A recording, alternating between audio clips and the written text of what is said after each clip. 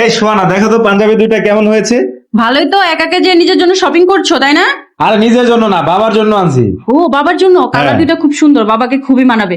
আসলে বাবা মার ভাগ্যটা খুবই ভালো, তোমার মতো একজন ভালো সন্তান পেয়েছে। তুমি তাদের কত খেয়াল রাখো, তোমার উপার্জনের টাকা তাদের জন্য কত কিছু এনে দাও। তারা অবশ্য তোমাকে খুব ভালোবাসে।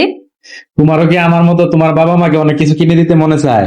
আরে না, আমার বাবার আলমারি ভর্তি পাঞ্জাবি আছে, কিছু লাগবে না, শুধু শুধু টাকা অপচয়। আসলে আমি শপিং করতে গিয়েছিলাম বাবার জন্য একটা পাঞ্জাবি কিনতে। তখন আমার মনে পড়লো তোমার বাবা কত কষ্ট করে তোমাকে লালন পালন করে বড় করেছে, তোমার পিছে কত টাকা পয়সা খরচ করছে, তোমাকে শিক্ষিত করেছে।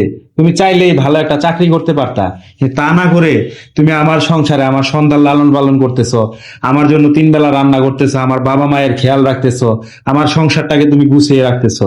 তুমি আমার সংসারটাকে আগলে রাখতে গিয়ে নিজে উপার্জন করতে পারতেছো না, কিন্তু তুমি চাইলেই কিন্তু ভালো একটা চাকরি করতে পারতে, তোমার সেই যোগ্যতা আছে। তখন আমি চিন্তা করলাম তোমারও তো মনে চায় তোমার বাবা মাকে অনেক কিছু কিনে দিতে, তাই তোমার বাবার জন্য আমি একটা 6,000 টাকা দিয়ে পাঞ্জাবি কিনে নিয়ে আসছি। আমার বাবার জন্য পাঞ্জাবি আনছো? হ্যাঁ, তোমার বাবাকে যেটা মনে চায় একটা পাঞ্জাবি পাঠাই দিবা, আর একটা আমার বাবার জন্য রেখে দিবা। আসলে না, তুমি স্বামী হিসেবেও খুব ভালো। আসলে স্বামী হিসেবে ভালো হইতে হলে একটু বুদ্ধি থাকা লাগে। বুদ্ধি? কিসের বুদ্ধি? এই যে দেখো, আমি 6,000 টাকা দিয়ে পাঞ্জাবি কিনে নাই, আমি 6 কোটি টাকার সুখ কিনে আনছি।